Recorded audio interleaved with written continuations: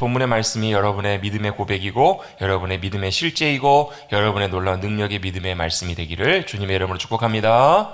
한번 앞뒤좌우 인사 한번 하겠습니다. 시간이 좀 많이 지났지만요. 오늘 밤에 뵙게 돼서 참 반갑습니다. 반갑습니다. 하나님의 은혜가 우리 모든 성도님들 가운데 수요일날 예배 참석하시는 모든 분들 가운데 함께 하시기를 주님의 이름으로 축복합니다. 제가 엊그저께 주일날 옆에 예은교회 갔더니 목사님께서 목사님 좀 이해해 주세요. 뭘요? 저희가 오후 예배 때는 그렇게 인원이 많이 모이지가 않아요. 그래서 평상 주일 예배 드리는 거에 한 10분의 1 정도밖에 못 모이시는 것 같아요. 근데 많이 모이셨더라고요. 많이 오셨더라고요. 그래서 제가 속으로 그랬습니다. 어느 교회나 다 비슷합니다. 어느 교회나. 특별히 여러분 주님이 언제 오실 것 같다고요? 비 오는 날 수요일 밤에. 가장 예배드리기 어려운 그때에 주님이 아마 오실 것 같다 우스갯소리로 그렇게 얘기를 합니다. 여러분 우리의 삶에 여러분 어떤 방해나 어려움이나 힘든 일들이 있더라도 주님 앞에 나아가는 일들이 여러분의 기쁨이 되시기를 즐거움으로 주님 앞에 나가실 수 있는 저와 여러분들이 모두가 되시기를 간절히 주님의 이름으로 축복합니다.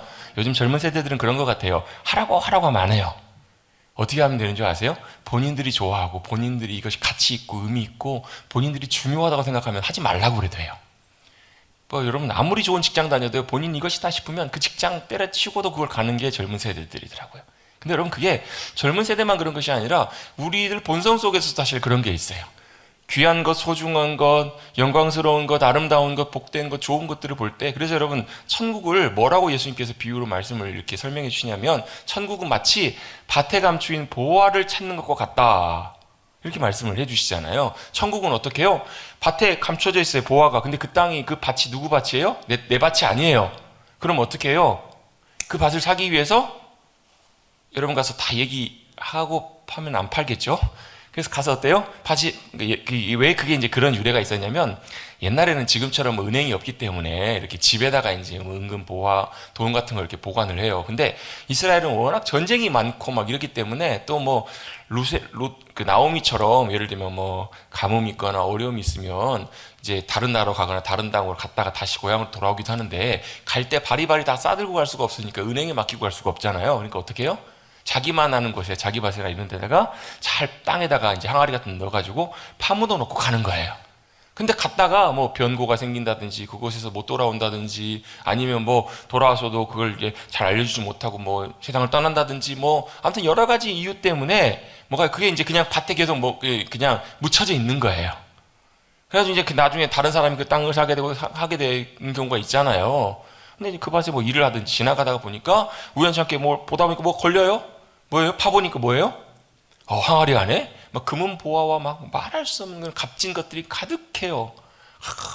평생 풍성하게 살 수 있을 만큼 많은 것들이 가득해요. 그럼 어떻게 하실래요? 이런 거 파가지고 가져가시면 여러분 좀 손해입니다. 왜요? 소유권의 분쟁의 문제가 생겨요. 그거 어디서 났냐? 무슨 밭에서 갖고 왔다. 그럼 그 밭이 누구 거냐면 아무튼 복잡해져요, 법적으로도. 여러분 요즘은 길에 떨어져 있는 지갑도 함부로 주우면 큰일 납니다. 무단 점유물 이탈죄, 점거죄 해가지고 남의 물건을 남의 소유권을 내가 함부로 점유했다라는 거예요. 그게 절도죄가 해당될 수 있는. 산에 가다가도 여러분 은행이나 여러분 밤 같은 것도 함부로 주우면 여러분 법적으로 문제되는 건 아시죠? 모르셨어요? 그럼 나무도 다 그 산의 주인이 다 산에 있는 나무가 다 그 주인 거예요. 소유물 함부로 허락받지 않고는 채취를 못하게 돼 있어 법적으로요. 길가에 떨어져 있는 건 길가는 시 거예요, 시 거. 시에 소속되어 있는 나무 재산이기 때문에 남의 재산이기 때문에 그러니까 밭에 보화가 감춰져 있다는 걸 알려면 여러분 알면 어떻게 하세요?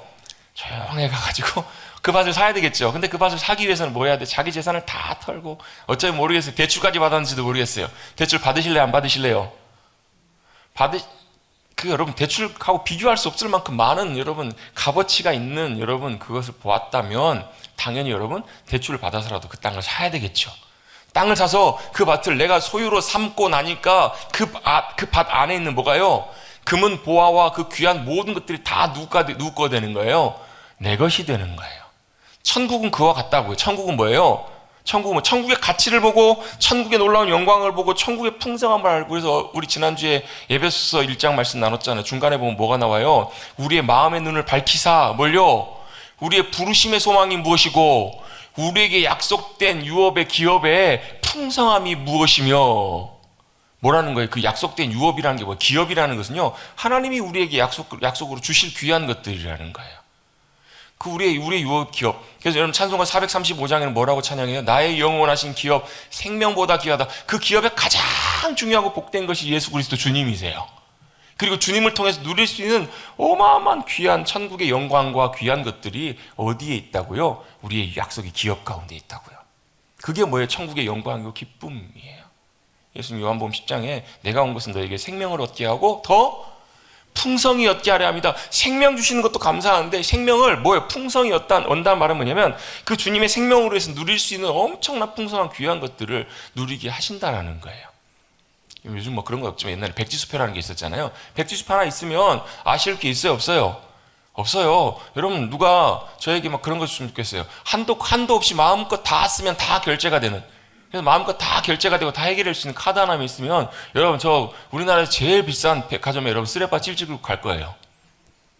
뭐 옷 그냥 아무렇게 입고 아니 뭐 해도 가도 돼요. 왜요? 무시하면 뭐예요? 너 나 무시하냐면서 그 백화점 제일 비싼 거 긁으면 돼요.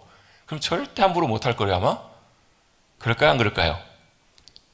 해보셨어야 해보셔야 알죠. 여러분 아무리 허름하게 가도요 그 사람이 갖고 있는 능력, 결제 능력 이런 것들이 있으면 여러분 함부로 못한다고요. 우리에게는 뭐가 있어요?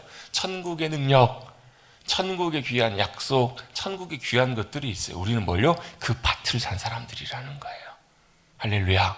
그 밭의 귀한 영광과 풍성한 것들을 누리며 살아갈 수 있도록 저와 여러분을 불러주신 줄로 믿습니다. 아멘. 그게 바로 저와 여러분의 믿음의 삶의 모습이에요.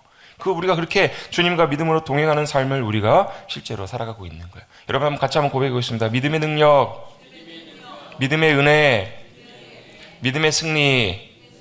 여러분 믿음이 왜 여러분 제가 고백했던 뭐 능력, 승리, 여러분 뭐 은혜 이렇게 표현을 했을까요? 여러분 그 믿음으로 우리가 누릴 수 있는 참으로 귀한 정말 많은 것들이 있어요. 왜요? 믿음은 하나님과 우리 사이를 연결. 왜? 내가 하나님의 믿음을 의지하는 거기 때문에 하나님 믿음으로 의지하고 주님 앞에 믿음으로 나가서 내가 주님 앞에 나가는 것이 기쁨이 되고 즐거움이 돼서 나갔더니 뭐예요? 그분의 풍성함과 그분의 귀한 것들이 나에게 내 삶에 실제로 부어지는 거예요. 아까도 어떤 목사님 얘기를 듣다가 그 목사님과 그 교회를 통해 행하시는 하나님의 역사심들을 이렇게 쭉 설명을 해주시는데요. 뭐 저하고 상관없는 것들인데 참 감사해요. 왜? 하나님께서 내가 아니라 내가 갖고 있는 능력이 아니라 재물이 아니라 하나님께서 그 일들을 하나하나 준비해 가시고 일해 가시는 거예요. 그걸 보니까 얼마나 제가 보는데도 참 감사하고 감격스럽든지. 여러분 그게요 남의 이야기가 아니라 우리의 이야기, 나의 이야기가 될 수 있게 되기를 간절히 바랍니다. 그게 여러분 믿음의 삶의 실제예요 여러분. 그래서 여러분 저는 믿음은 절대 추상적이거나 막연하지 않아요. 믿음은 내가 믿는 건 믿는 거고 내가 열심히 사는 건 사는 거고 이게 아니라 내가 믿는 것과 내가 사는 삶이 뭐하는 거 연결되는 거예요. 연결돼서 뭐가요? 하나님의 귀한 능력과 인도하심과 도우심과 역사하심이 우리의 삶 속에 실제로 나타나는 것, 실제로 경험되는 것. 할렐루야. 그런 믿음의 놀라운 복된 삶을 우리 모두가 살아야 될 줄로 믿습니다. 그게 뭐예요? 살아있는 삶-믿음으로 살아가는. 그래서 어때요? 그렇게 살아가게 되면 그걸로 뭐예요? 영혼 섬기고, 그걸로 뭐예요? 주님 기뻐하시는 일들 가운데 기꺼이 동참하고. 내가 그걸 제가 여러 번 소개하잖아요. 여러분 미국에서 지금은 아니지만 여러분 한 20년 전에 미국에서 가장 많은 구제와 많은 사역을 했던 교회가 여러분 실제로 성도들이 100여 명밖에 안 모이는 교회라고요. 물론 이제 네트워크 연결되어 있는 많은 기관들과 이런 것들이 있지만 여러분 뭐예요? 여러분 우리는 많이 모이고 많이 돈이 많아야 많은 일들을 할 수 있을 거라고 생각하는데 그건 전혀 그렇지가 않아요. 왜요? 많은 것은요 우리가 많은 것이 아니라 주님이 많으세요. 주님이 많으시고 주님이 갖고 계시고요. 우리는 뭐 하는 거예요? 그 많으신 주님께 우리가 잘 연결되는 거, 그게 중요하지. 우리가 갖고 있는 걸 해보려고 해봐야 별거 아니거든요 여러분. 우리는 뭐만 하면 돼요? 믿음으로 순종해서 믿음의 마중물만 되면 돼요. 어떻게 해요? 5,000명을 먹이실 때 주님께서 어떻게 그 사역을 시작을 하세요? 떡 5개와 물고기 2마리 갖고 있었던 어린아이의 순종과 헌신과 드림을 통해서 일하셨잖아요. 5,000명을 뭘로 먹여요? 예수님께서. 여러분 보리떡 5개, 요즘으로 말하면 주먹밥 5개밖에 안 돼요. 그걸로 어떻게 5,000명이 먹어요? 저 혼자 먹어도 배가 안 차는데. 애들 먹을 만한 도시락인데 그걸로 어떻게 5,000명이 배불리 먹고 남을 만큼 하셨을까? 그거는요 그 아이의 도시락이 믿음의 순종에 들여짐이 되어서 그걸 통해서 마치 여러분 제가 자주 말씀드리잖아요. 우물에 마중물 같이 부어져서 믿음으로 순종했더니 뭐가요? 그 밑에 떠서 물이 막 콸콸콸 쏟아 올라오는 것처럼 하늘의 공급하심과 역사하심이 그 귀한 믿음의 순종과 역사하심을 통해 나타난 거예요. 그게 바로 뭐예요? 그게 주님의 일하시는 방법이고 그게 저와 여러분을 부르시는 믿음의 귀한 삶이라는 거예요. 여러분 그렇게 실제 믿음의 삶을 살아가실 수 있는 믿음의 귀한 백성들이 되십시다. 아멘. 그래서 뭐예요? 그 주님 앞에 기쁨으로 나가는 거예요. 감사함으로 나가는 거예요. 그래서 여러분 그 주님 앞에 감사함과 기쁨으로 나가서 때때로 우리가 부족하고 연약하지만 여전히 나의 도움이 되시고 힘과 능력이 되시는 그 주님 앞에 나아가서 뭘요? 그 주님을 의지하고 의탁해서 주님 우리가 의지할 것 없습니다. 손들고 갑니다. 주님이 제 능력이 되시고 도움이 되십니다. 승리가 되십니다. 믿음으로 고백하고 붙들어서 그 주님의 은혜와 능력으로 살아가는 삶, 믿음으로. 그것이 바로 믿음으로 사는 살아가는 귀한 거룩한 백성들이 되는 줄로 믿습니다. 그렇게 살아가는 우리 모두가 되시길 간절히 바랍니다. 왜요? 그렇게 살아갔던 삶의 이야기들이 성경에 기록되어 있잖아요. 정말 많은 이야기들이 그렇게 기록되어 있는 것처럼 사도행전은 여러분 그거 아시죠? 사도행전 몇 장까지 있어요? 28장까지 있잖아요. 근데 사도행전 28장 읽어보신 분은 아시겠지만 사도행전은요 끝난 것 같지가 않아요. 그러니까 되게 사도행전은 그냥 이게 끝이야? 하면서 넘겨보면서 로마서로 넘어가길래 되게 그냥 흐지부지 끝나는 것 같아요. 그게 왜 그럴까요? 끝난 게 아니라 여전히 지금도 계속 진행 중이에요. 사도행적. 사도들의 행적. 그러니까 행전이란 말은 전은 여러분 옛날에 뭐 춘향전 이런 것처럼 소설, 이야기처럼 느껴지잖아요. 여겨지잖아요. 행적. 사도들이 믿음으로 순종해서 걸어갔던 그들의 모습과 발자취, 그걸 우리도 같이 이어서 우리의 믿음의 길들을 걸어가면서 놀랍게 우리를 통해서 역사하시는 주님의 놀라운 능력, 인도하심, 함께하심을 나타내시고 증거하시고 경험하고 우리의 삶의 자리에서도 온전하게 주님께 영광 돌리시는 우리 가정과 우리의 모든 것들도 주님의 영광으로 가득 채우시는 우리가 되기를 간절히 바랍니다. 아멘. 그래서 우리가 지금 몇 주 걸쳐서 우리 사도신경에 있는 우리가 고백하는 사도신경은 뭐예요? 사도들이 믿음으로 고백했던 것처럼 그 믿음의 고백을 나도 동일하게 믿음으로 고백합니다. 첫 시간에 사도신경이 이제 왜 만들어지게 됐는지 그 내용을 간단하게 제가 설명을 드렸어요. 어떻게 됐다고? 처음에 우리가 예수 믿는 사람들에게 세례를 주잖아요. 믿음으로 하나님의 자녀가 되었음을, 그리스도인 되었음을 선언하고 선포하는 세례를 주었어요. 근데 당신 믿습니까? 해가지고 세례를 주는데 이게 그렇게 믿음을 고백하고 확인하고 세례를 줬는데 이 사람이 도대체 제대로 믿고 있는지를 알기가 혼란스러워 어려운 그런 경우들도 좀 있었을 수 있겠죠. 그게 내가 믿습니다라고 하는데 그 사람이 도대체 잘 믿는지 뭘 믿는지 이걸 확인해 봐야 될 필요가 있었던 거예요. 그래서 좀 시간이 지나면서 어떻게 물어보는 거예요.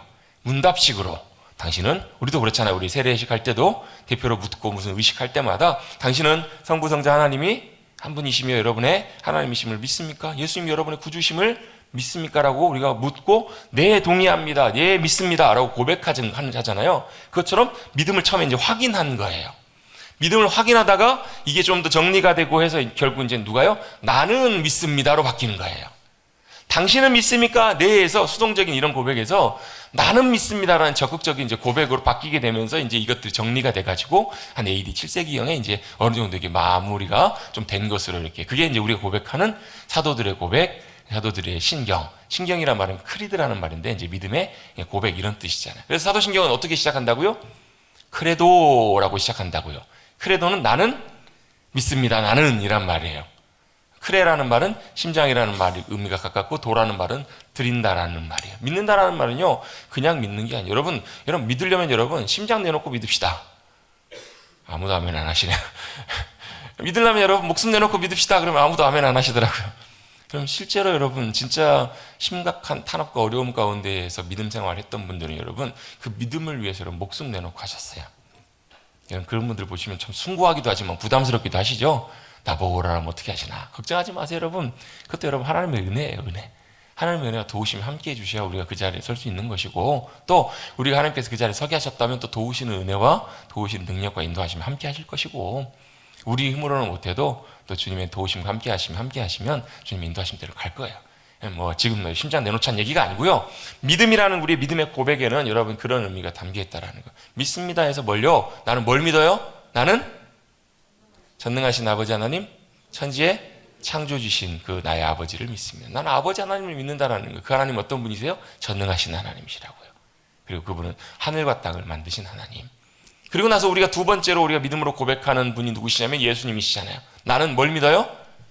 그의 유일하신 아들 우리 주 예수 그리스도를 믿습니다. 한 분 유일하신 하나님. 옛날에는 그의 외아들 우리 외아들이라고 했잖아요. 외아들이 이렇게 표현하면 잘못하면 오류가 하나 생긴다고. 딸들이 많아도 외아들이에요. 그럴 수 있다고요. 그게 아니라 유일하신 한 분 하나님, 한 분 아들 한 분. 그래서 여러분 이 삼위일체를 설명할 때 뭐 좀 삼위일체 설명은 쉽진 않지만 하나님의 아들이시기 때문에 하나님, 그러니까 사람의 아들이기 때문에 사람인 것처럼, 개의 새끼이기 때문에 강아지인 것처럼, 개인 것처럼 있잖아요. 소의 새끼면 뭐예요? 송아지. 그렇잖아요. 소로부터 나왔기 때문에 소인 것처럼, 사람으로부터 나왔기 때문에 사람인 것처럼 하나님으로부터 나오신 하나님의 아들 유일하신 분이시기 때문에 하나님이세요. 같은 분이세요. 하나님, 예수님, 성령이 그분이 세 분이 한 분이시다. 저는 이제 이거를 관계의 의미로 좀 설명을 많이 하기는 해요. 그러니까 그 애하드라는 말이 하나라는 말이긴 한데요. 한 분 하나이신 여호와시니 이게 이제 신명기 6장에 보는 나온 단어거든요. 근데 애하드라는 말이 하나라고 이렇게 표현이 됐는데 이게 어디도 나오냐면 창세기 2장에도 나와요. 창세기 2장이 뭐냐면 남자와 여자를 주님이 만드셔가지고 둘이 하나가 되게 하셨다. 여러분 결혼 때도 보면 목사님들이 거의 주례 때 그런 본문을 많이 읽으시잖아요. 남자가 여자가 부모를 떠나 둘이 하나가 되라. 우리 부부신 분 둘이 하나세요? 아니, 둘이 하나가 되려면 여러분 막 머리도 붙어야 되고 막 샴쌍둥이처럼 막 그렇게 붙어야 되나요? 그래요, 안 그래? 아니죠, 여러분. 그저께 제가 예언교회 갔다가 어떤 장로님하고 얘기하다가 제가 아는 분 얘기를 하시길래 이렇게 하고 닮으셨네요 이렇게 얘기했더니 아이고 그러게요, 사랑하면 닮나봐요 이러시더라고요. 사랑하고 오래 살면 닮나봐요. 왜요? 다 하나가 된다는, 부부가 하나가 된다는 얘기가 몸뚱아리가 하나가 돼서 완전히 이렇게 하나가 된다는 의미보다도 뭐예요? 남자와 여자가 하나예요, 둘이에요? 몸뚱아리는 둘이에요. 먹는 것도 다르고 두 사람 살아가는데 어떻게 해요? 완전히 사랑 안에서, 관계 안에서 하나가 되는 거예요. 떨어질 수가 없는. 그래서 몸은 두 개지만 떨어져서 여러분 남편과 아내가 여러분 우리나라와 여러분 태평양을 건너서 여러분 미국에 있어도 여러분 어때요? 마음으로 사랑으로 하나가 되어 있어요. 제가 지난주에 설교하면서 처음에 시작하면서 인사하면서 제가 너무 멀리서 왔습니다 소개를 했어요. 제가 너무 멀리서 왔습니다. 제가 뭐 준비하다 보니까 2시 10분에 만나기로 했는데 너무 멀어가지고 제가 2시 8분에 부랴부랴 출발했더니 2시 10분에 도착했습니다. 예언교회까지 너무 멀리 왔다고 제가 설명드린 이유가 있어요. 왜 그랬냐면 제가 머리뚫기 온 지가 6년이 됐는데 6년 동안 예언교회가 가까이 있죠. 차로 1분 거리잖아요. 2분도 안 걸리는데 1분 거리인데 제가 예언교회를 딱 한 번 가봤어요. 두 번째 간 거예요. 그것도 한 번 간 것도 우연히 이제 그 입구에서 그 은퇴하신 목사님, 원로 목사님 그분 만나가지고 인사드리고 안에는 제가 한 번도 못 들어가 봤어요. 두 번째로 간 거예요. 바로 옆인데 물론 여러분 노예가 달라서 이제 그 관계가 이렇게 다르기 때문에 뭐 이렇게 서로 이제 이런 교류할 일이 없어서 제가 뭐 기회가 없어서 못 간 것들도 있지만 여러분 가까이 있다고 가까운 게 아니고 멀리 있다고 먼 게 아니잖아요. 그렇죠, 여러분? 여러분 가까이 있어도 여러분 저도 그래요. 아파트 가까이 지내시는 분들 얼굴도 잘 모르고 지내는 분들도 계세요. 근데 여러분 뭐래요? 자식은 미국 가 있어도 여러분 마음은 언제나 가까이 붙어 있어요. 언제나 하루하루 떨어져요, 안 떨어져요? 안 떨어지잖아요. 그게 왜 그래요? 사랑의 관계 때문에 완전히 뭐 하는 거예요? 멀리 있지만 거리가 중요하지 않아요. 거리를 뛰어넘어서 가까워질 수 있고 하나가 될 수 있더라고요. 뭐예요? 사랑 안에서, 관계 안에서 남자와 여자가 서로 부부가 되어서 이렇게 관계로 하나 되는 것처럼 하나님도 예수님, 성령님이 완전히 도저히 분리되실 수 없는 완전한 하나의 관계, 그걸로 애아드 되신 분, 그래서 삼위일체 하나님이시다. 뭐 이렇게도 저는 이제 볼 수 있다고 봐요. 관계 안에서 세 분의 객체가. 그렇게 예수님은 하나님의 아들로 온전히 하나님과 같은 분이셔서 하나님과 함께 거하셨어요. 그런데 어때요? 예수님이 어떻게 오셨다고요? 우리의 구주가 되시기 위해서 어떻게 해요? 성령의 능력으로, 성령의 감동하심으로 처녀의 몸, 동정녀 마리아를 통해서 인간의 모습으로 이 땅에 오세요. 왜 인간의 모습으로 이 땅에 오시게 되셨어요? 왜 그러셨을까요? 여러분, 예수님은 하나님이시면서 또한 완전한 인간의 모습이었다고, 완전한 인간이셨다고. 그래서 여러분, 그 전도폭발이라고 그 복음 프로그램에 보면요, 복음 전문을 나눌 때 이 표현에 보면 예수님이 이렇게 표현해요. 예수님은 참 하나님이시면서 참 인간이신 분이시라고. 이 굉장히 중요한 의미를 갖습니다. 왜냐하면 하나님이시면서 또 완전히 인간이셔야만 하는 이유는 왜요? 죄인의 인간의 모습으로 주님이 오셔야 뭘요? 우리 인간의 문제, 죄의 문제를 해결하실 수 있기 때문에 그래요. 자, 보세요. 제가 잘못했습니다. 누가 책임져야 돼요? 제가 책임져야 돼요. 여러분, 사람이 잘못했습니다. 인간이 잘못했습니다. 인간이 책임져야 돼요. 하나님이 용서해 주실 수 있으시지만 공의롭게 공정하게 그 문제를 해결하기 위해서는 똑같이 인간이 잘못한 그 문제를, 인간의 문제를 인간이 해결해야만 했던 거예요. 그래서 뭐가요? 예수님은 완전한 인간의 모습으로 오세요. 그런데 어떤 모습으로요?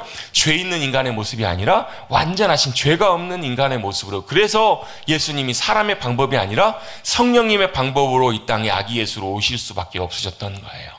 왜요? 사람의 방법으로 오면요, 엄마와 아빠, 남자와 여자, 사람과 사람을 통해 태어나는 그 아이는 어쩔 수 없이 죄인과 죄인을 통해서 태어난 죄인일 수밖에 없는 거예요.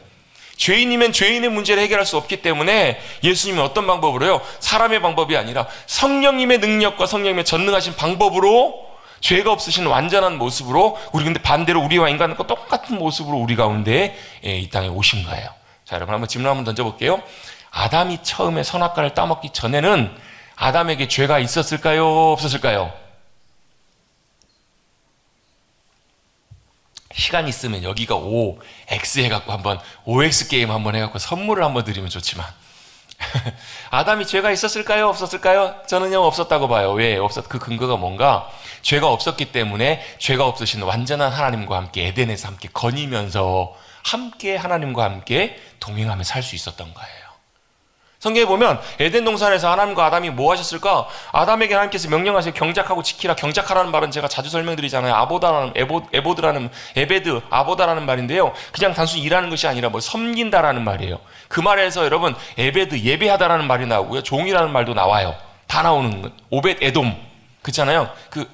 오벳 에돔이 바로 이제 종이라는 뜻, 에베드라는 말이 섬긴다라는 말이 의미가 있거든요. 섬기고 지키라, 유지하라, 보존하라, 뭘요? 하나님이 만드신 하나님의 질서를 그대로 깨어지지 않도록 잘 유지하고 지키고, 또 뭐 하라는 거예요? 하나님을 섬기라는 거예요.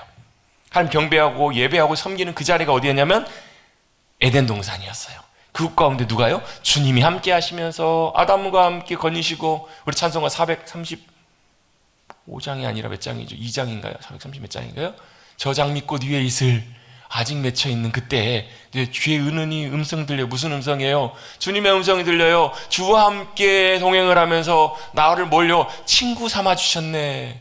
여러분 그렇잖아요. 여러분 참 좋아하는 사람과 함께 여러분 어디 여행 가시거나 가까운 데 어디 다녀오시면 여러분 마음이 어떠세요? 참 좋으시잖아요. 얼마나 즐거워요. 여러분 그것보다 비교할 수 없이 우리의 가장 좋은 친구 되시는 분이 바로 우리 주님이세요. 아담은 에덴에서 그 기쁨을 누렸던 거예요. 주님도 기쁘셨을까요? 안 기쁘셨을까요? 기쁘셨을 거예요. 여러분 부모에게 있어서 자녀가 할 수 있는 최고의 효도는 뭐 하는 거예요? 같이 와서 같이 사랑의 교제를 나누고 함께 식사하고 함께 즐거운 시간을 보내는 거. 여러분 어떤 돈 보내주는 것보다 엄마 바빠서 못 가. 자, 돈 보낼게. 그것도 돈이니까 좋긴 좋겠지만 그거보다 어때요? 마음을 나누고 함께 사랑하는 사람과 시간을 보내는 것처럼 큰 즐거움이 우리의 인생에는 없거든요. 하나님은 그걸 우리에게 원하셨어요. 하나님 제일 원하시는 게 뭐냐면 사랑하는 사람들이, 사랑하는 주님의 백성들이 하나님 기뻐하면서 주님 앞에 믿음으로 나온 걸 얼마나 기뻐하시는지 몰라요. 아이가 여러분 어때요? 할머니 할아버지가 오면 아이가 할머니 할아버지한테 가서 할머니를 달려가지고 안기면 마음이 어떠세요? 제 막내가 아빠 그러면서 달려오면 안으면 제 마음이 어떨까? 참 기쁘죠. 그게 누구의 마음이시라고요? 아버지 하나님의 마음이시라고요. 아담을 하나님께서 그런 관계로, 그런 존재로 만드셔서 에덴에서 그렇게 사셨다고요. 아담은 하나님께서 만드실 때 아마 죄가 없었을 거예요. 아무런 관계의 문제나 어리낌이 없었기 때문에. 그런데 여러분 아담에게 죄가 들어오기 시작하면서 엄청난 변화가 일어나요. 죄가 뭐예요? 죄는 뭔가요 여러분? 죄는 하나님을 하나님으로 인정하지 않고 내가 그 자리에 앉아있는 게 죄예요. 여러분 죄의 본질은요, 여러분 뭐 거짓말하고 나쁜 짓하고 이건 여러분 죄의 결과고, 죄의 진짜 본질은 뭐냐면 하나님이 내 하나님이시고 내가 그 자리에 있지 않으려고 하는 것, 그 자리를 피하는 것이 여러분, 그러니까 내가 하나님 자리에 찾아서 내가 하나님 내 마음대로 살아가길 원하는 것, 그게 바로 죄의 뿌리. 내가 내 인생의 주인 되려고 하는 것이 바로 죄의 뿌리라는 거예요. 그 죄가 아담 가운데 들어오기 시작하면서 어떤 변화가 생겨요? 더 이상 하나님 앞에 나갈 수가 없게 된 거예요. 왜요? 죄가 뭐예요? 하나님과 우리 사이를 갈라놓고 죄의 그 어두움과 악함이 비치신 주님 앞에 나갈 수 없는. 여러분 빛이 비춰지면 어두움은 어때요? 사라져버려요. 그래서 죄인된 우리가 하나님 앞에 나갈 수가 없어요. 왜? 소멸돼 버리기 때문에, 사라져버리기 때문에 함께 할 수 없는 거예요. 그래서 여러분 하나님 앞에 나갈 수 없게 된 관계, 그래서 모든 아담을 통해 태어난 후손들이 다 죄인일 수밖에 없는데 유일하게 누구만요? 사람의 방법을 통해 태어나신 분이 아니라 하나님의 성령의 전능하신 방법으로 이 땅 인간의 모습으로 오신 예수님만이 유일하게 뭐예요? 죄가 없으신 분이시라고요. 사람의 자녀, 인자로 오셨는데 완전하신 능력으로 오셨기 때문에 이 땅에 죄가 없으신 분으로 오셔서 뭐 하시려고요? 죄의 문제, 인간의 죄의 문제를 해결하시기 위해서. 그래서 여러분, 우리 지난주 살펴봤던 것처럼 하나님께서 어떻게 해요? 우리의 모든 인간의 죄를 다 주님께 다 맡기시고 담당시키시고 지우신 거예요. 십자가를 예수님 왜 지셨어요? 십자가의 무게가 무슨 무게예요? 여러분, 나무 무게가 아니라요, 우리 모든 인류의 죄악과 모든 허물과 모든 악한 것들에 대한 무게가 예수님에게 다 짊어져 있으셨던 거예요. 그 모든 죄를 다 짊어지시고 십자가에서 형벌 받으셨어요.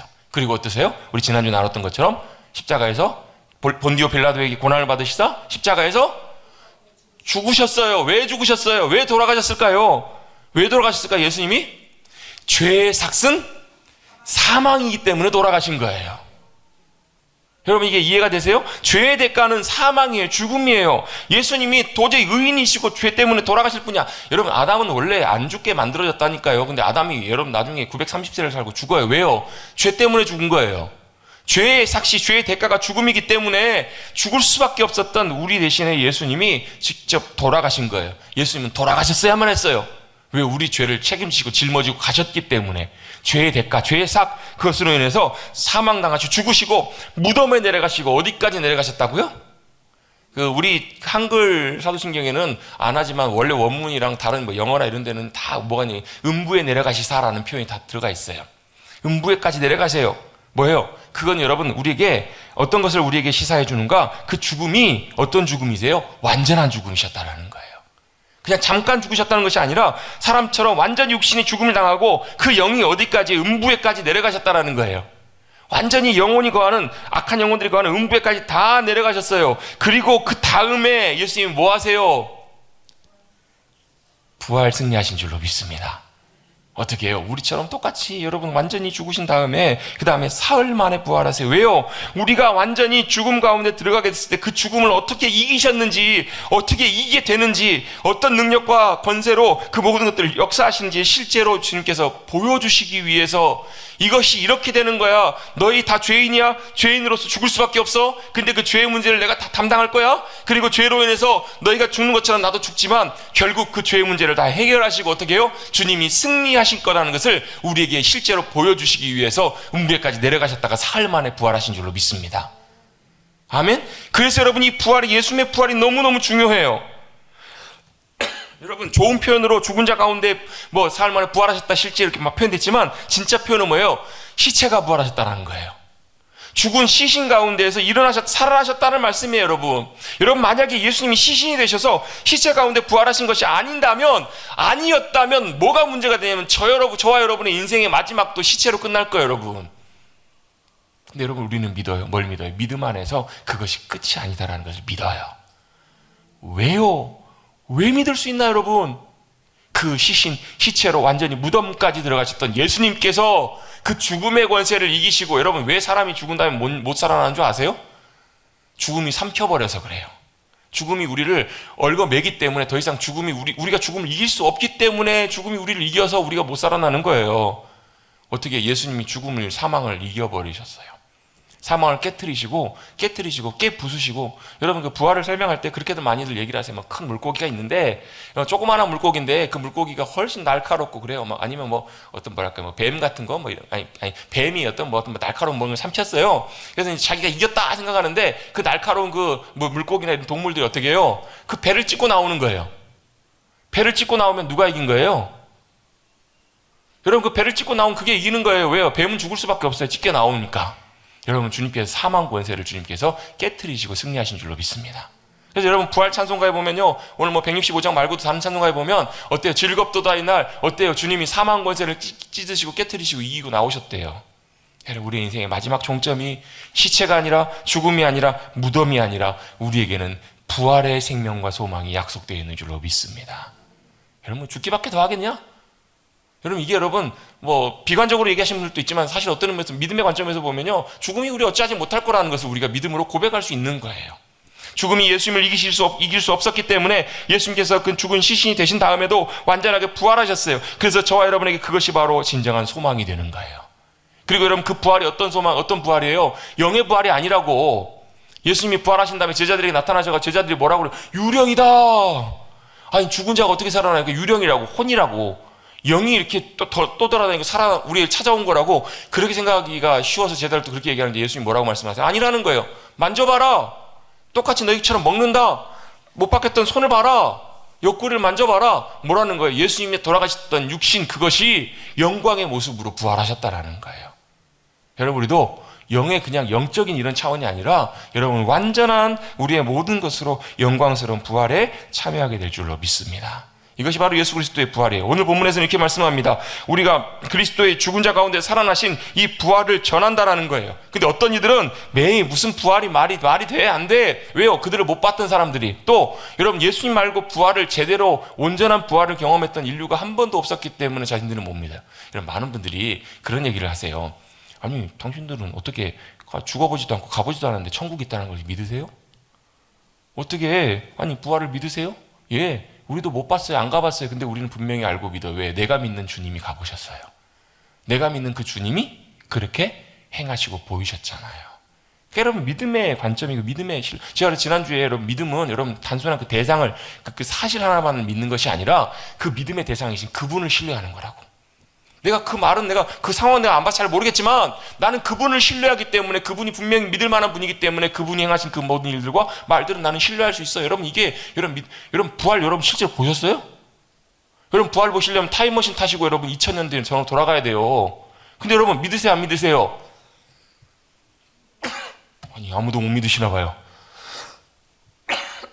제가 말문이 막히네요. 여러분 한번 여쭤볼게요. 예수님이 십자가에 돌아가셨다 3일 만에 부활하셨음을, 부활 승리하셨음을 여러분 믿으세요? 진짜 믿으세요? 안 믿으시는 분 저 여러분 끝나시고 집에 가지 마시고 저 좀 만나고 가십시다. 여러분 우리 주일마다 고백하잖아요. 그래서 여러분 사도신경이나 여러분 주기도문 여러분 그냥 주문처럼 외우지 마시라고 말씀드리는 이유가 이거예요.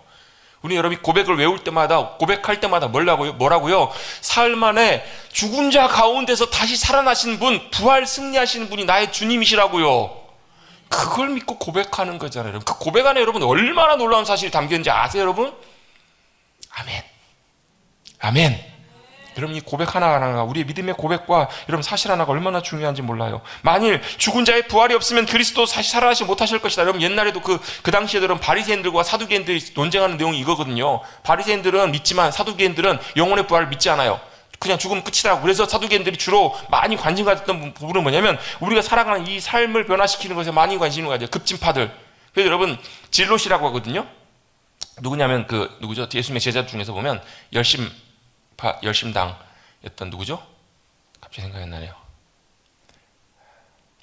열심당 예수님의 제자 중에서 열심당원이 있어요. 갑자기 이름이 생각이 안 나네. 그분 있잖아요. 그분 12제자 중에서 거기가 누구냐면 약간 이 사두개파 같은 이런 개념에 이런 쪽의 라인에 있었던 사상을 갖고 있었던 사람이에요. 안 믿었어요. 근데 만약에 죽은 자 가운데 부활이 없으면 예수님도 다시 못 살아셨을 거고 예수님이 다시 살아나심이 없었다면 우리가 믿는 것도 다 헛것이고 우리도 다 거짓말하는 자라는 거예요. 여러분 만약에 죽은 자의 부활, 예수님의 부활이 없으셨다면 저와 여러분은 뭐예요? 그리스도 안에 잠자는 자는 다 망하는 자래요. 끝난 거라는 거예요. 여러분 어리석은 자고 여러분 여러분 만약에 주님의 부활이 없는 거라면 여러분 이 자리에 계실 필요가 없어요. 지금 뭐하러 여기 계세요? 니나노 여러분 즐겁게 노셔야죠. 여러분 즐겁게 여러분 세상에 사고 싶은 거 마음껏 다 하세요. 여러분 왜요? 얼마 있으면 끝나는데 얼마 있으면 끝이 나는데 뭘 여러분 우리가 믿음으로 주님 붙들고 살고 뭘 이 시간에 여러분 수요일날 이저녁 시간에 이렇게 앉아 계시냐고 30분이 돼가는데 집에 가셔야지. 왜 여기 계세요 여러분? 뭐 때문에? 왜 여러분 예수님 믿으시고 왜 예수님 신뢰하시냐고. 우리에게는 뭐가 있기 때문에 부활의 승리와 소망과 생명이 우리 가운데 있기 때문에 그런 거예요 여러분. 할렐루야. 그리스도께서 우리가 그리스도 안에서 우리가 바라는 것이 만일 이 세상에 살 뿐이면 모든 사람 가운데 우리가 더욱 불쌍한 자일 거다. 성경은 우리에게 분명히 말씀하세요. 여러분 불쌍한 자세요? 아니에요 여러분. 세상 사람들이 우리에게 뭐라고 그래야 돼요? 세상 사람 날 부러워 아니하여도 나도 역시 세상 사람 안 부러워해. 왜요? 우리에게는 뭐가 있어요? 잠시 잠깐 우리가 끝날 우리의 인생이 아니라 여러분 우리의 인생 언제 끝날지 여러분 몰라요. 오늘 밤에 끝날지도 몰라요 여러분. 죄송하지만 언제 끝날지 모르는 우리의 인생. 여러분 어찌 살든 이렇게 살든 우리의 마지막 끝은 죽음과 시신과 무덤이 아니라 주님의 그리스도의 부활의 믿음으로 믿음 안에서 참여하게 될 우리에게 소망이 있음을 믿고 바라보며 나가게 될 줄로 믿습니다. 왜요? 그걸 어떻게 알아요? 20절부터 보시면 제가 방금까지 19절까지 말씀 설명드렸고요. 20절부터 보시면 그러나 이제 그리스도께서 죽은 자 가운데서 다시 살아나서 뭐가 되셨다고요? 아멘. 제가 자주 설명드리잖아요, 여러분. 그 나무에 사과 열매가 처음 맺혔어요. 그럼 그 다음에 배가 열리고 포도가 열리나요? 아니요. 그 나무에는요, 죽었다 깨어나도 하늘이 두 쪽 나도 그 다음에 사과 열매가 맺혀요. 그러면 주님이 부활의 첫 열매가 되셨다면 그 다음에 맺혀질 열매도 무슨 열매요? 다 부활의 열매가 맺히게 될 거라는 거예요. 주님 안에, 생명 대신 주님 안에 잘 붙어 있을 때. 21절입니다. 사망이 한 사람으로 말미암았으니, 누구 얘기하는 거예요? 아담 얘기하는 거예요. 아담이 범죄함으로 죄가 들어와서 사망이 들어왔어요. 한 사람으로 말미암았나니 죽은 자의 부활도 한 사람으로 말미암는도다. 그래서 예수님의 별명이 뭐냐면 마지막 아담이 되시는 분이세요. 참 아담으로 오셔서 다시 한번 한 사람의 첫 아담은 죽음을 주었지만 둘째 아담, 마지막 아담은 우리에게 뭘 주셨다고요? 부활의 생명을 주셨다고요. 아담 안에서 모든 사람이 죽은 것 같이 그리스도 안에서 모든 사람이 삶을, 영생을, 부활을, 승리를 얻으리라. 아멘. 그것이 다 차례차례 될 거라고요. 먼저는 첫 열매이신 그리스도시고 강림하실 때 그리스도에게 속한 자고 모든 이들이 마지막에 다 일어나서 주님이 다 모든 것을 통치하시고 다스리실 거라고요. 회복하실 거라고요. 그리고 마지막 주님께서 모든 것들을 발아래 두시고 마지막 멸망받을 원수가 사망과 죽음의 권세라고요. 할렐루야. 여러분, 죽음의 두려움과 죽음의 염려와 공포, 여러분 죽겠다 싶은 게 왜 그런 줄 아세요? 죽음이 끊임없이 우리를 향해서 화살을 쏘는 거예요. 죽겠다 싶으면 죽게 있다라고. 바꾸시라고요. 왜요? 우린 여러분 실제로 아직 안 죽었지만 이 땅에서 여러분 죽음의 고통과 아픔을 여러분 여전히 많이 누리고 살아가요. 우리의 마음이 여러분 어떨 때 보면 죽음보다 더 큰 고통을 겪을 때도 있어요. 여러분 왜 아파요? 왜 질병이 찾아오나요? 질병은 사실 죽음의 그림자예요. 질병에서 여러분 나으면 살지만 죽음에서 못 나오면 죽어요. 왜? 질병은 우리에게 뭘 던지는 거냐면 죽음의 사슬을 던지는 것과 비슷해요. 죽음의 영향이 끊임없이 우리를 향해서 화살을 쏘고 있다고요. 죽음이 끊임없이. 그래서 뒤에 여러분 나중에 고린도전서 15장 뒷부분에 보시면 사망아 너의 쏘는 것이 어디 있느냐. 사망이 뭐 한다고 계속 쏜다고 화살을. 그 불화살을 맞으면 죽을 것 같아. 아파요. 그때마다 뭐 하라고? 믿음의 방패를 들고 부활의 소망 가운데 담대히 일어나시라고. 왜? 주님이 사망을 이기셨으니까. 또 이기실 거니까. 그래서 저는 이 죽음에 대한 부분들을 이렇게 설명을 하고 정리를 해요. 사실 시간이 별로 없기 때문에 간단하게만 설명드리면 이게 이제 제 개인적인 정리고 견해예요. 사람이 죽으면 여러분 사람의 호흡이 끝나면 육신은 흙으로 돌아갑니다. 그죠? 그래서 이제 사람마다 어떤 분들은 육과 영혼으로 나누기도 하는데 저는 육과 영과 혼으로 세 개를 주로 많이 나누는 편이에요. 왜냐하면 사람이 죽으면 육이 이제 흙으로 돌아가요. 아무리 깨워도 안 일어납니다. 반응을 못해요. 왜? 죽었으니까. 생명이 떠나니까. 그러면 뭐가요? 혼이 있는데 혼은 저는 지정의, 감정 이런 것들을 혼이라고 봐요. 뭐 사랑 이런 것 있죠. 뭐 모성애, 생각, 의지 이런 것들을 저는 혼적인 영역이라고 봐요. 사람이 죽으면 이것들도 어떻게 자연스럽게 없어져요. 그렇죠? 소멸돼요? 근데 뭐는 남아요? 영은 남아요. 영적인 것들은 없어지지 않아요. 그래서 어떻게 해요? 주님을 믿고 주님의 자녀된 하나님의 거듭난 주님의 귀한 백성들은 아버지 품으로, 안 믿는 사람들은 어떻게 해요? 음부 가서 고통을 당해요. 누구처럼요? 부자처럼. 부자와 나사로처럼. 그래서 여러분 이 낙원을 뭐라고도 표현하냐면 아브라함의 품이라고도 표현하기도 해요. 왜? 우리의 영이 어때요? 우리의 영혼이 아버지 품에 가서 그곳에서 안식하고 있는 거기 때문에. 성경에서 이걸 잔다라고도 표현을 해요. 그러다가 언제까지요? 그 부자들과 악인들은 여러분 음부에서 고통당하다가 나중에 이제 마지막 최후의 심판 때 주님이 다시 오르게 하세요. 그게 그 당시 나오는 게 둘째 부활이고 둘째 사망이 나와요. 그 믿는 사람들은 어떻게 하는가? 낙원에 있다가 천사장의 나팔 소리와 함께 주님 다시 오실 때 어떻게 해요? 그들이 깨어 일어나요. 어떻게 해요? 주님처럼 부활의 영광의 모습으로. 그래서 그때 보면요, 데살로니가서 4장의 말씀에 보면 그때 산이, 땅이, 바다가 다 죽은 자들 다 내놓는데요. 뭘 의미할까요? 이게 아마 저는 그렇게 개인적으로 봐요. 우리의 육신의 죽음이 요즘은 화장들을 많이 하시지만 어떤 형체인지 몰라요. 어떤 경우에는 뭐 산화해버린 경우를 또. 그래서 지금도 여러분 유대인들은 매장을 해요. 화장하지 않아요. 여러분 옛날 몇 년 전에 여러분 북한에 있다가 그 이제 의식 잃고 미국에 가서 죽었던 원비어라는 그 청년 있죠? 기억나실 거예요. 그 청년이 유대인이에요. 유대인. 그래서 그 청년을 부검을 못하게 해요. 부모가. 정부에서는 부검을 꼭 해보자. 원인을 밝혀서 이걸 책임을 추궁하자. 부검을 못하게. 왜? 유대인이니까. 유대인들은요 여전히 그들의 육신을 굉장히 잘 보존해야 된다라고 그들은 믿어요. 왜? 그들의 부활에 연관돼서 그런 믿음들이 있어요. 근데 그게 정확하게 맞는지 몰라요. 왜? 어떤 분들은요 뭐 예를 들면 뭐 물에 빠져가지고 뭐 없어져 버릴 수도 있고 속아서 없어져 버릴 수도 있고 뭐 어떻게 형체를 찾을 수 없어요. 하나님의 신비한 방법으로 분명한 사실은 뭐냐면 예수님이 육체의 영광스러운 모습으로 부활하셨기 때문에 아마 우리도 영광스러운 모습으로 변화되어서 오실 그 주님을 맞이하지 않겠는가라고 성경적으로 이렇게 우리가 추측해 볼 수가 있는 거예요. 그게 뭐예요? 첫째 부활이에요. 첫째 부활. 첫째 부활의 계시록에 보면요, 첫째 부활에 참여한 자들은 뭐 하냐면 예수님 다시 오셔서 1000년 동안 왕노릇 하시는 영광의 자리에서 이 땅에서 영광을 누리며 살아요. 그러다가 그 1000년의 시간이 지나고 나면 마지막 때 어때요? 무적의 문이 열려요. 그래가지고 다시 악한 영과 모든 것들이 다시 다 일어나요. 일어나가지고 어떻게 해요? 주님과 주님의 무리들을 대적해가지고 막 다시 달려들어올 때 하늘에서 불이 내려와가지고 그들을 다 진멸하는 내용들이 두 번째 심판의 내용이 나와요. 이게 어디냐면 계시록 20장에 보면 나와요. 제가 이제 그걸 좀 자세하게 성경을 찾아보면서 설명드리면 조금 더 이해가 쉽겠지만 개략적인 부분만 제가 설명을 드리느라고 빨리 하느라고 저도 지금 속이 탑니다. 빨리 마무리를 해야 되기 때문에 이렇게 쭉 해서 마지막에 어때요? 성경에 보면 이제 20장에 보면 21장에 보면 흰 보좌 심판이라는 게 있어요.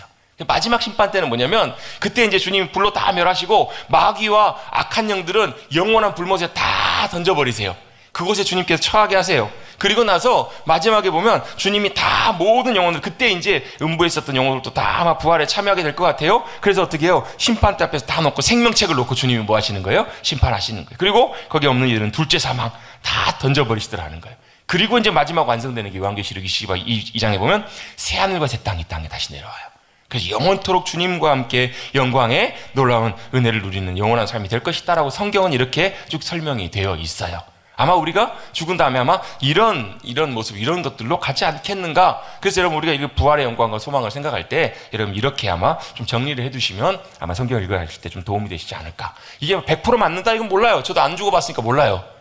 안 죽어봤으면 모르지만 성경의 여러 구절들과 말씀들을 잘 이렇게 조합하고 맞춰보면서 저는 개인적으로 그렇게 정리를 하는 편이에요. 우리 육신이 그렇게 됐을 때 사람이 죽은 다음에 그렇게 되고 영원히 안식을 누리다가 주님이 천사장의 나팔소리와 함께 깨우시는 거 일어나라!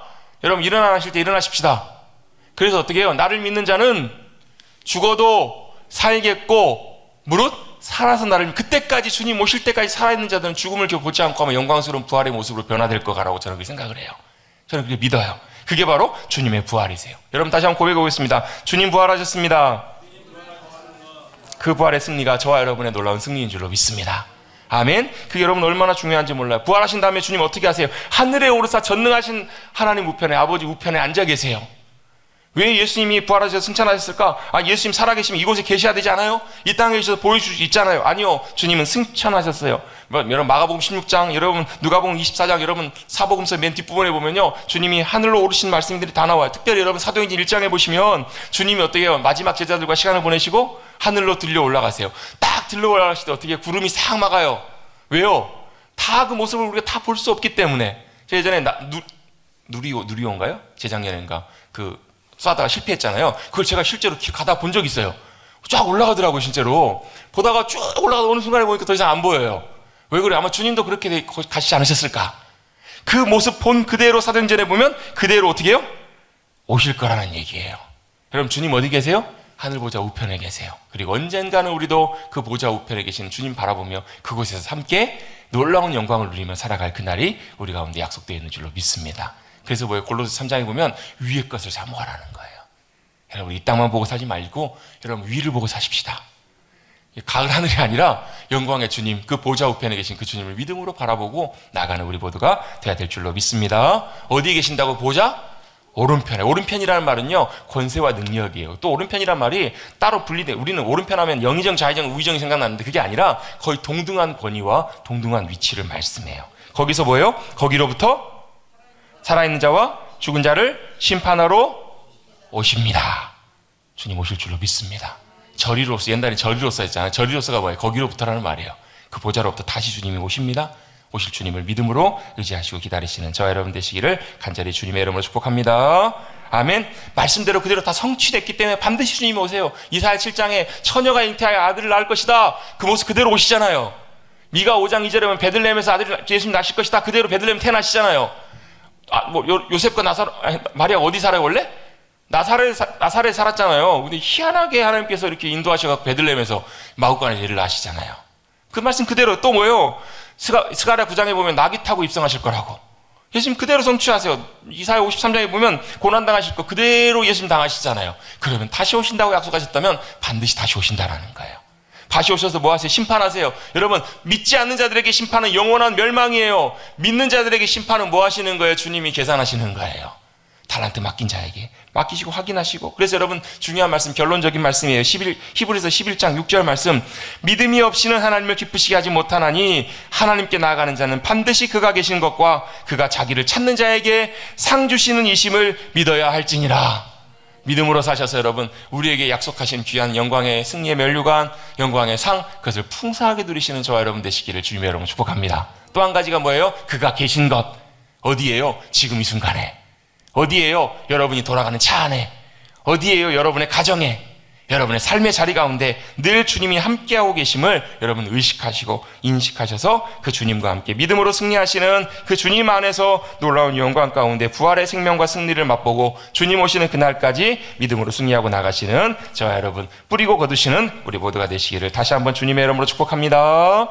축복합니다. 찬송하고 기도합니다. 168장